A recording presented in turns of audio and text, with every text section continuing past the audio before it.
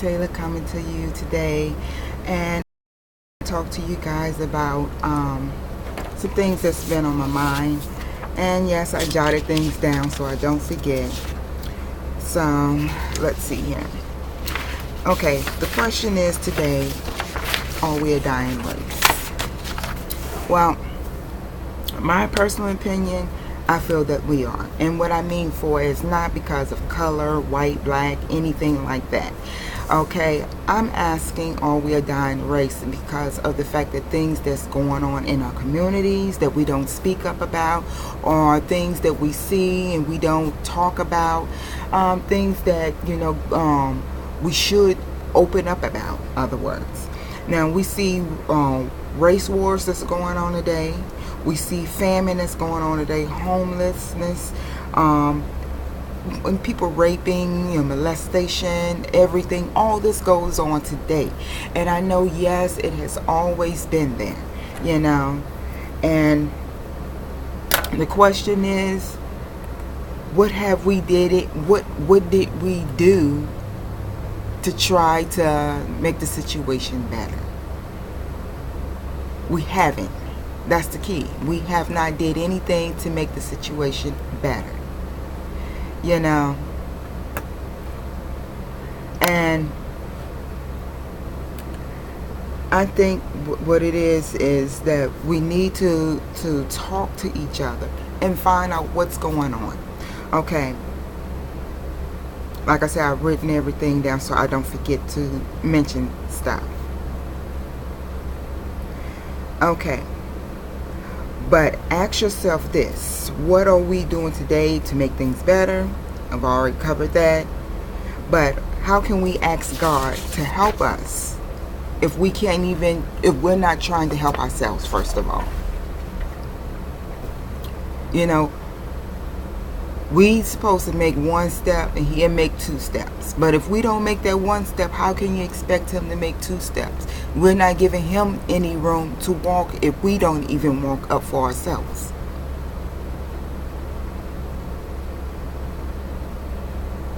We have to try to do something for ourselves and make things better and do it the right way. We stopped doing things the right way a long time ago. We stopped caring about the things that we're supposed to care about a long time ago. Okay?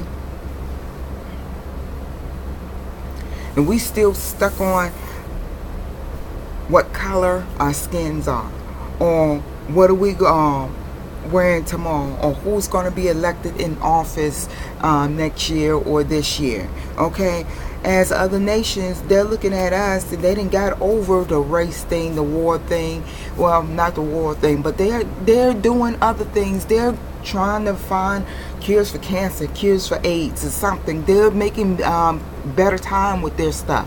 They're not still stuck on stupid like we are. And I don't understand that. How is it we supposed to be the greatest nation in the world and we can't even get past the things that we're supposed to get past for as helping one another out? Now, for instance, you in your neighborhood, okay, and you see someone and you know that's not their house, and you know your neighbors, you know all your neighbors up and down the street, and you see someone going through the back door and you see them hauling stuff out. What do you do? Now, a lot of people will be like, oh, nothing. It's none of my business. Don't call the police because that's snitching. That burns me up. You know what? People work hard for this stuff. And I guarantee if it was you, you would want somebody to call the cops. You're at work working your tail off and someone's breaking into your house and your neighbor is sitting there not wanting to call or get involved. That's ridiculous. It dumbfounds me that you have people and they see what's going on, and then when they come home, did you see anything? No. Yeah. Well, I saw someone, but I didn't think of the call 911. Call 911. That's all you do.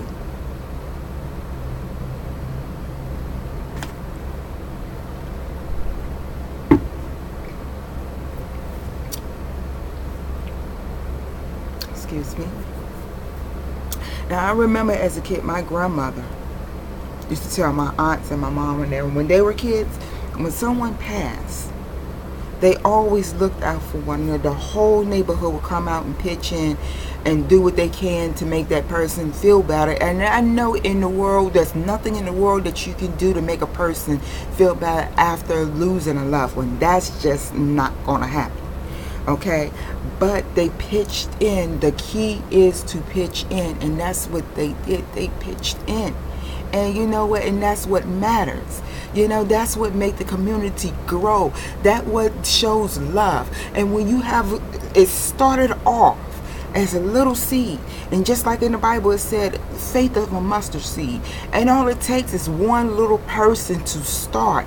And it grew, and it grew, and it grew, and it grew, and it grew. And you know what? Before you know, you have a whole community. And then before you know, you have a whole block and a whole city of people that care, and it spreads.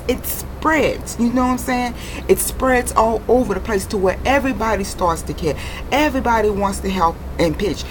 And we should not have the things that goes on in this country the way it is. We should be trying to help one another. Why is it that we, like I said, stuck on stupid? We have people out here that's sleeping on the streets. Now, if I had the money, yes, I would open up a shelter and I will put people in it. You know what I'm saying? Get people off the streets, you know. But my thing is, the people that do have the money, the people who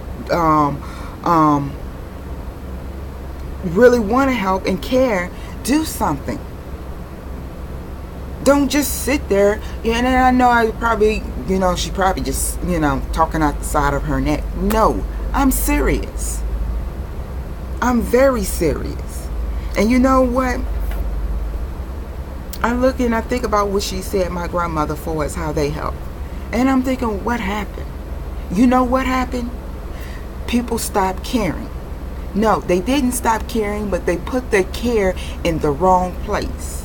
They put what color should these shoes go with this dress? What you think? That's where the care went in. That's where the care went in. They don't care what if a person is sleeping on a bridge in their car. They don't care if a person has something to eat. Now,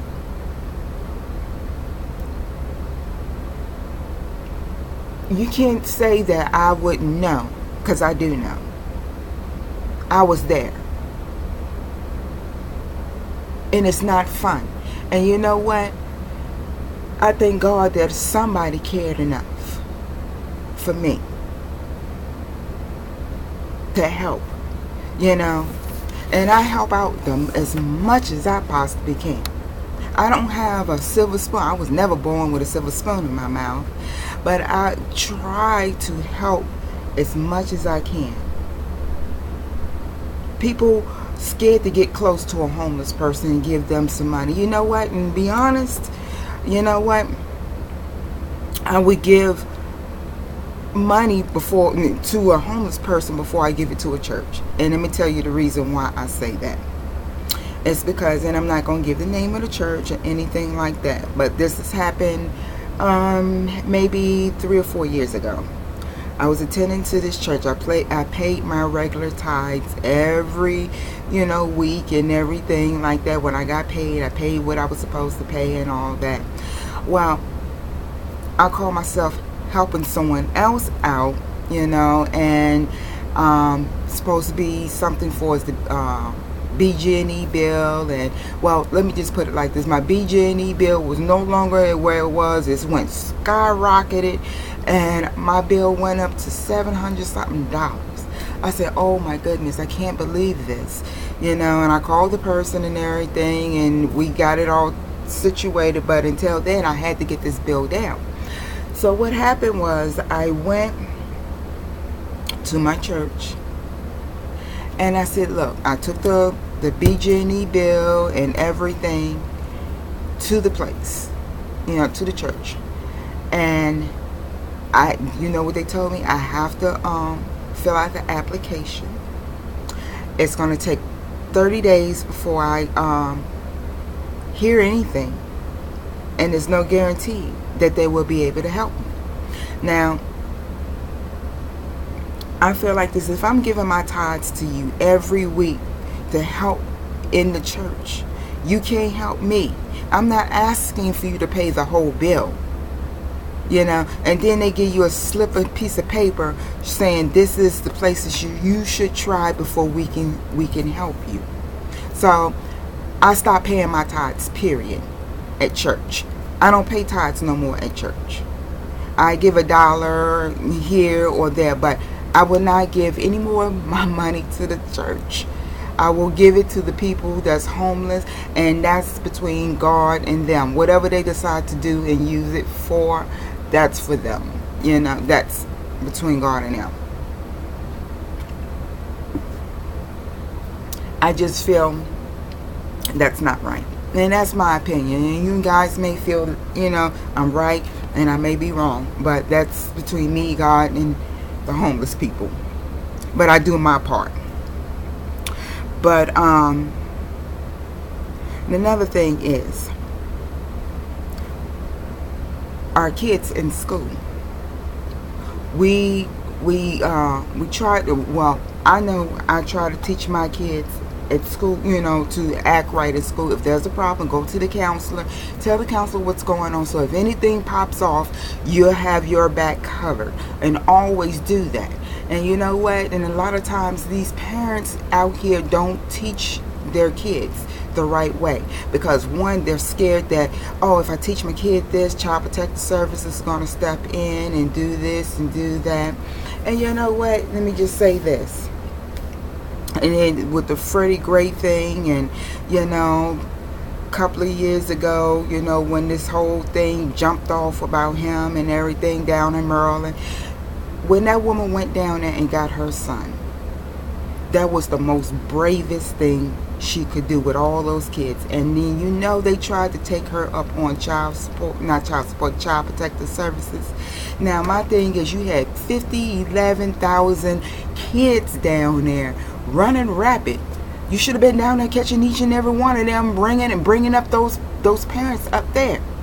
But no, you pick out the one parent that was actually doing something about her child. Now, how backwards is that? See, now, my thing is, I'm not saying that we should take down the Child Protective Services thing, but they need to bring it down a notch too, because you know what? Every little thing is not out here to hurt the child. Because even in the Bible, Proverbs 13:24, break it down simple: spare the rod, spoil the child. Okay? And also, it says, train up a child in the way it should go, and when he is older, he will not depart from it. That means, parents, teach your kids the right way to go. Going out here tearing up somebody's vehicle is wrong. Going teaching not teaching them to respect older people is wrong, or disrespect their teachers. They're there to get an education. But you, as a parent, need to stand up. You have to. Now, let me tell you a story. This is many, many years ago. A friend of mine, when he was a little kid, he got in trouble. And his mom spanked him, and he went to school and told the teacher, I got a spanking by my mom. And they sent the cops out to the house, and the dad opened up the door. He said, sir, we heard that you was spanking on your kid. He said, check this out. Listen here. If I don't spank him here now, y'all gonna spank him when y'all get in there. The inmate is going to spank him when he get in there. So what I'm doing here is showing my child a little love, showing him the way to go, so when he gets out in his real world, he can be a part of society, not against society, and he don't have to go to jail and take up the taxpayers' money. Okay, so thank you. And he closed the door. They said thank you, sir, and went on by their business. So my thing is, parents, do your job as a as a parent raising your kids. And this is why I feel we're slowly dying as a society, because our rights has been taken away. Our ability to do what we're supposed to do in this community is being stricken down. We can't even chastise our kids the right way, because let me tell you something. When I was a kid, a lot of things if I would have done some things, oh my goodness, man, my whole back would have been caved in. I'll probably be built like a Lego, all this way and that way, and you know what a Lego look like when it ain't put together. Okay, but the thing is, and a lot of people's like, well, how can you say that made you a better person? I'm gonna tell you how it made me a better person. I don't go out here stealing. I don't go out here fighting. I don't go out here drinking. I don't go out here doing things I shouldn't be doing. I get up and I go to work each and every day. I take my kids to school each and every day. I handle my responsibility each and every day, just like a person would do. Okay? If there's a problem in school, I go down like a parent, and I handle it like a parent. I don't expect anybody to handle my responsibility. And how I chastise my kids good. Not put my hands and shaking them, and no, but I let them know. Me personally, I start off what they like. If it's a Nintendo game, oh, it's gone. You know what I'm saying? And when I say it's gone, it's gone. I mean zilch. There's no giving back. If it's the phone, I take that from them. Now that I'm not going to give away, because of the fact that I need to stay in contact with them. But there's different ways. If there's certain things that your child like, take it away from them. But my thing is, I look at it like this, people. Leave your comments. Please share. You know what I'm saying? Tell me your opinion, what you think. If I'm right, if I'm wrong. Do you think that we're a dying race? Do you think eventually it's just going to boil down to nothing, to where our rights is be completely gone, as how the ability to help one another out, the ability to to give to someone else for us being homeless, the ability to call 911 when we see someone being violated, or down to even our kids. My thing is, like I said, I love you guys like I would love myself, and that's what God said to do. And as a neighbor, I am going to look out for my neighbor. If I hear someone upstairs screaming for help, that means they need help. You never know what you may save someone's life. I know one day, and I'm not going to give any names, but this was some years ago, and this lady, she was getting beat by her husband so bad. And he had left out. He stormed out. And I ran upstairs and knocked at the door. I said, "Do you want me to call the police?" And she said, "Yes, please." And that just broke my heart to hear that. You just never know.